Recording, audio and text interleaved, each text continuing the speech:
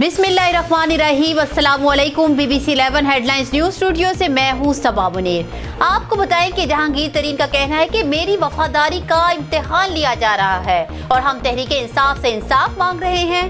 لاہور میں عدالت پیشی کے بعد میڈیا سے بات کرتے ہوئے جہانگیرترین نے کہا ہے کہ مجھ پر بے بنیاد الزامات عائد کیے جا رہے ہیں۔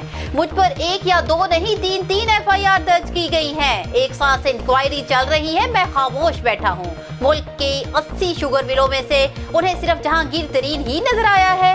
میرے اور میرے بیٹے کے اکاؤنٹ منجمد کر دیے گئے ہیں۔ اکاؤنٹ کیوں منجمد کیے گئے؟ اس سے کیا فائدہ ہو رہا ہے اور یہ کون کر رہا ہے؟ میں پوچھتا ہوں، آخر یہ انتقامی کارروائی کیوں ہو رہی ہے؟ وجہ کیا ہے؟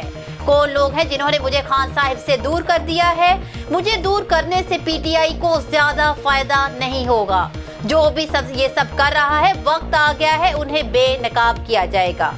نیوز اسٹوڈیو سے فی الوقت اتنا ہی۔